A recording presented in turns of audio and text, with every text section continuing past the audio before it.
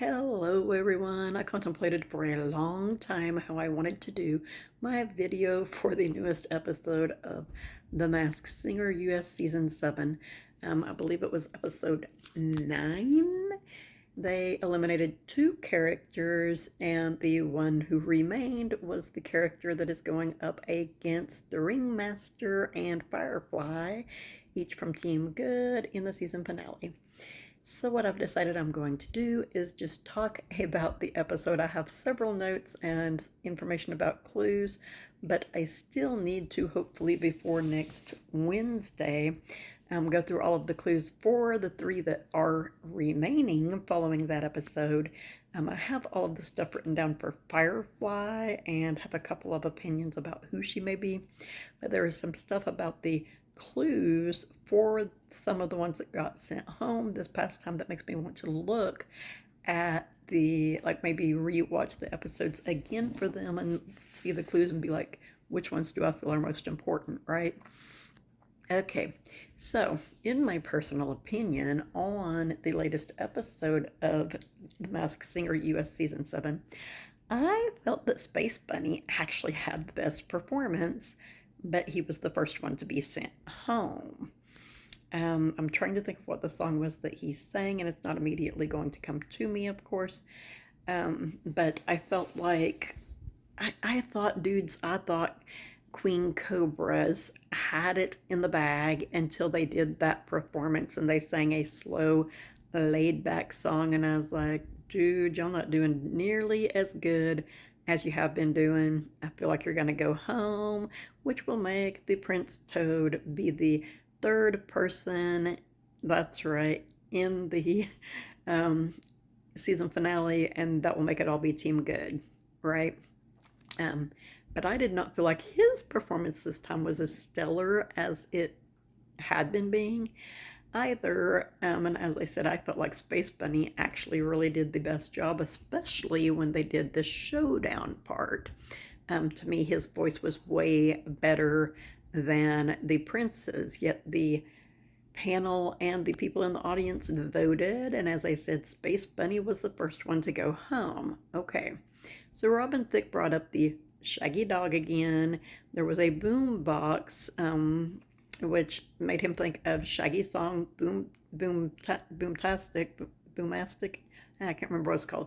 Anyway, I was like, I feel like those clues are too obvious for Shaggy, though, right?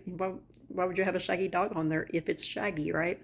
It never occurred to me that the red hand on the white background, which is totally from some movie or something, literally meant she caught me red-handed banging on the bathroom floor, right? Never thought that it meant that it referred to that, but it did. So Space Dog did turn out to be Shaggy. I decided they showed a drill, which made me and Ken Jeong both think of Drill Bit, and I was like, it seems to me like he's too tall to be Owen Wilson.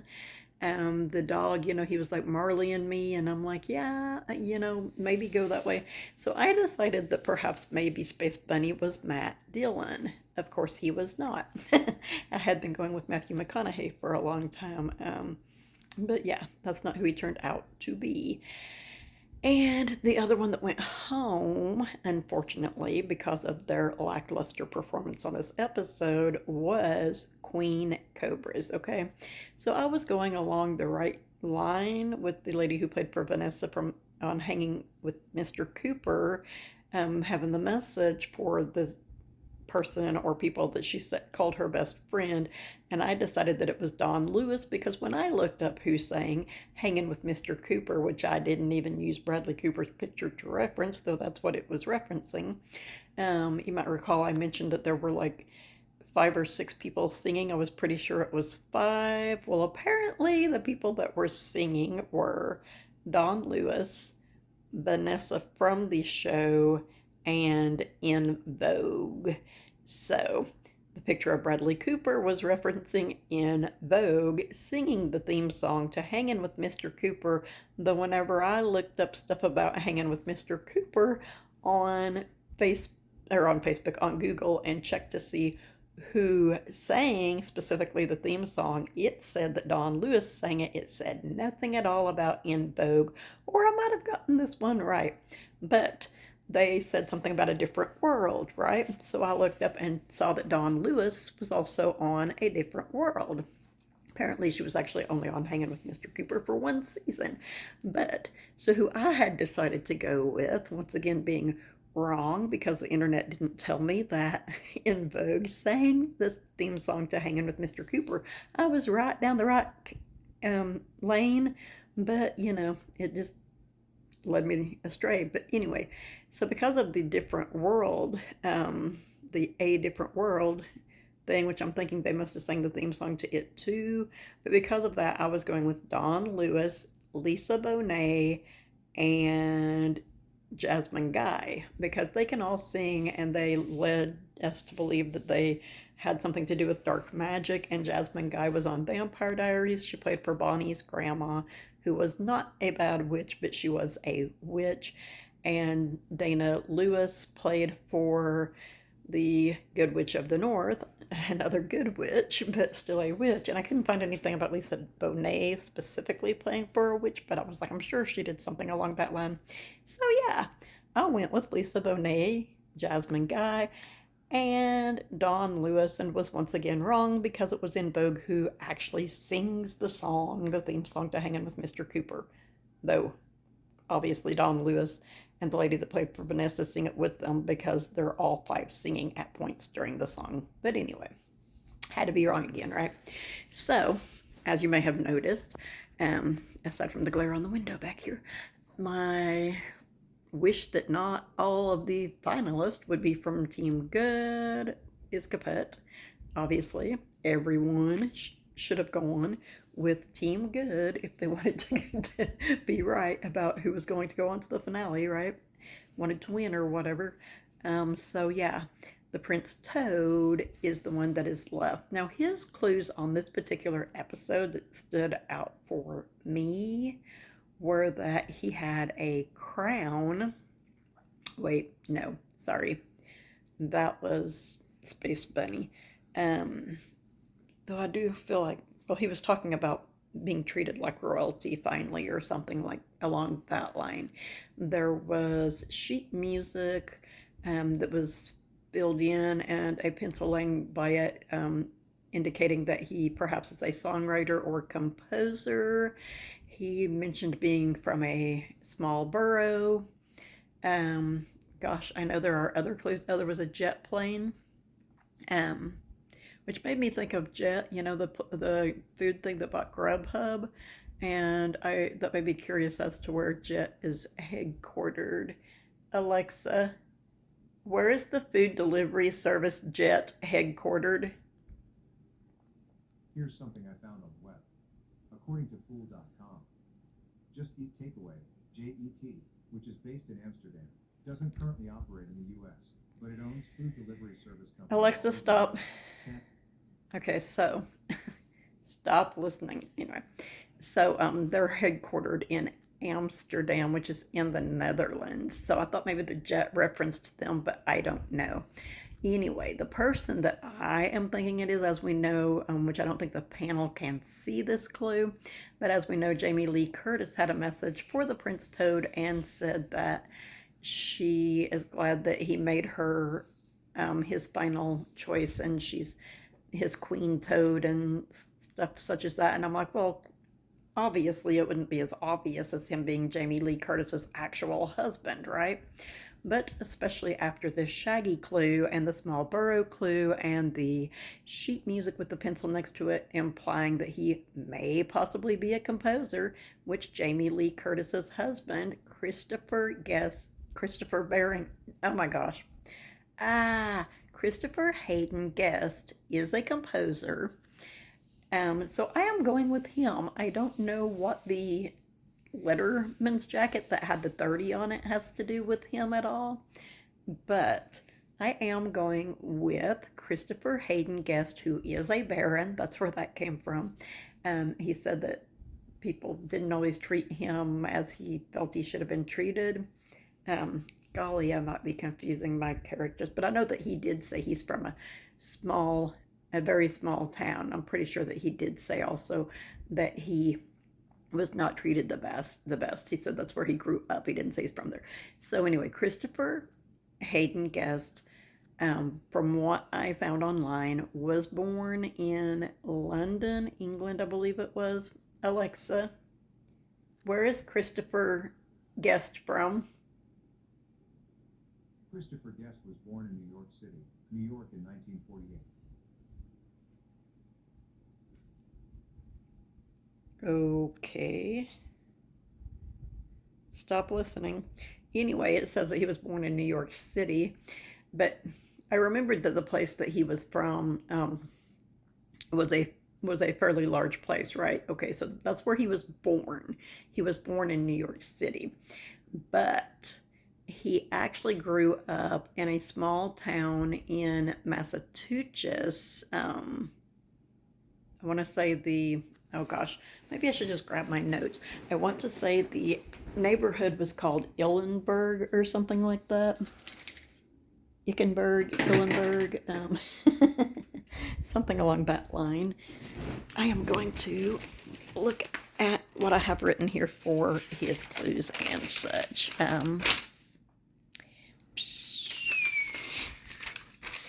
Okay, so the prince went first, and they all had the same setting. Anyway, he said, long ago I was a young toad who dreamed of escaping my small pond. And there were cattails around the pond.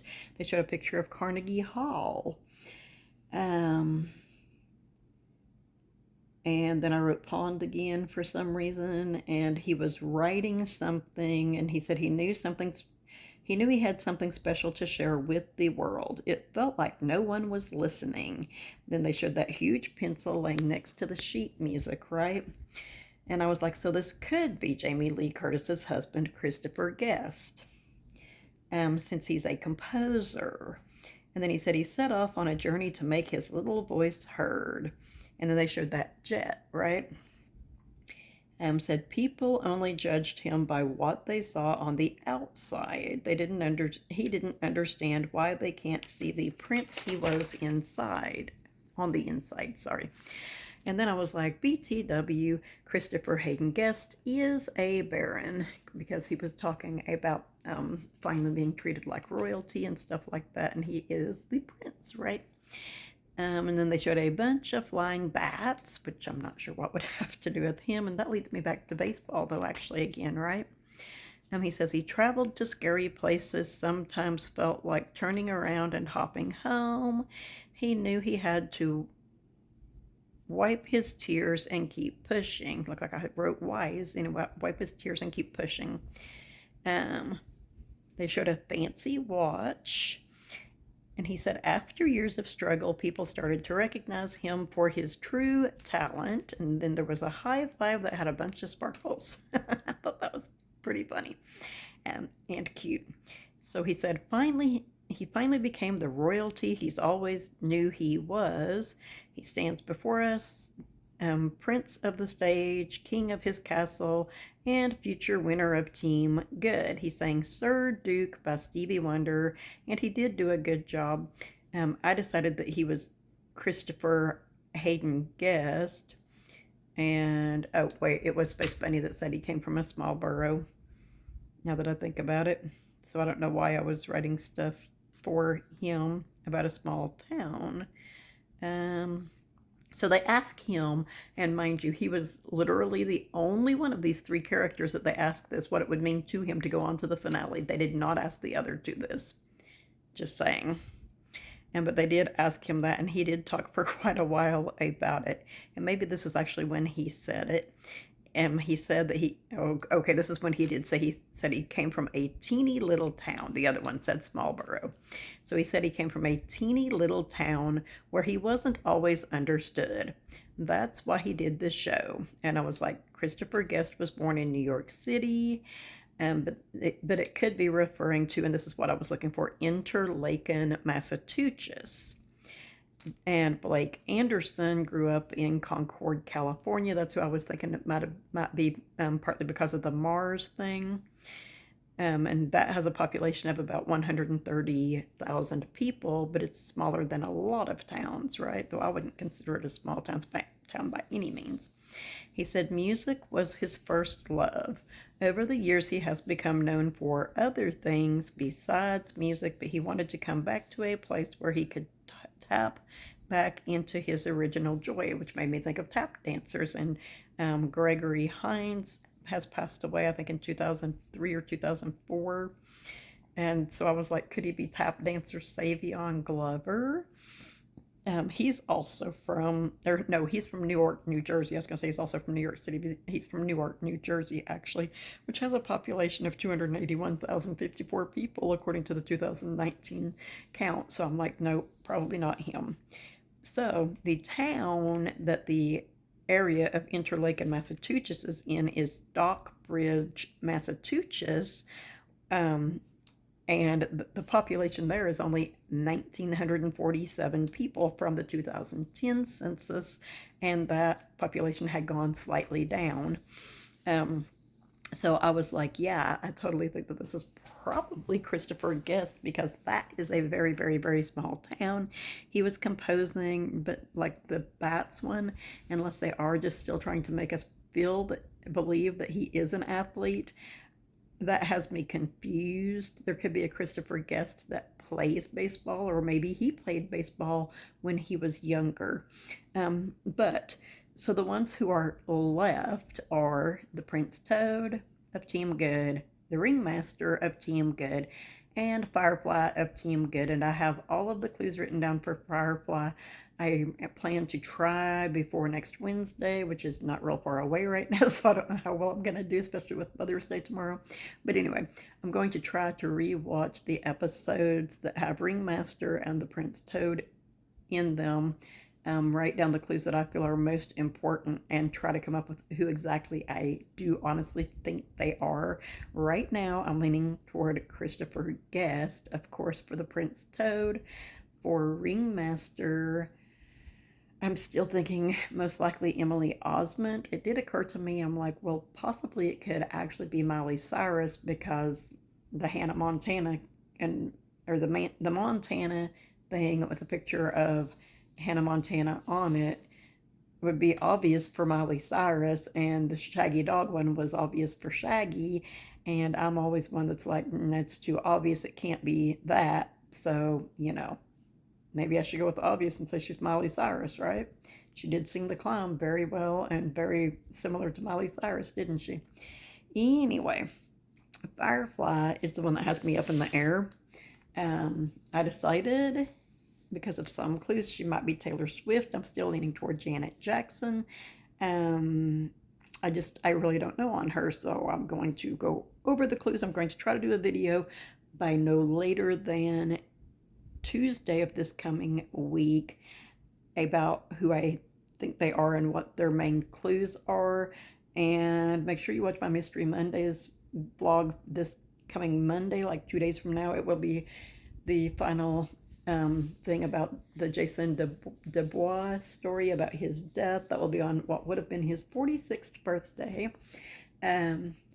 Ironically, I didn't know that was his birthday until someone who is close to him told me that after I decided that was when I was going to do the other installation about him. But I'm going to do like kind of a review of what I've already spoken about, and then maybe some corrections and additional information concerning his case in that vlog. Hopefully shouldn't be very long. And then I will do updates to the other cases if there are any. Ironically, not really ironically, but unfortunately, over the past over the past month there have been 2 bodies found in hand-dug wells in the state of Missouri. One near Joplin, Missouri, which they have identified pretty much. They have not done the DNA to conclusively determine that that is who the person is, but they have arrested someone for a murder. And the other one is in a town called something Lane. My brain is saying Lane. I can't think right offhand for sure. And I can't look it up on my phone because, you know, and my laptop's still kaput. But anyway, yeah, allergies. Cedar. So I'm trying to think. Oh yes, they performed an autopsy on the one that was found not at Joplin or not near Joplin. And from what I saw, they believe that that body, the first one was a man, for sure. They believe that the second one is also most likely a man, but they have not yet identified the remains. And they have not released the autopsy information. Of course, it was just completed on Thursday, and they have to turn that information over to the authorities before the authorities decide, you know, turn it over to them, and they do further investigation concerning the person that it is found to have to be, and then they let the public know, you know, hopefully someone has been arrested in connection to this, or maybe the person tripped or slipped and fell in. It didn't look to me like that was a possibility, but anyway.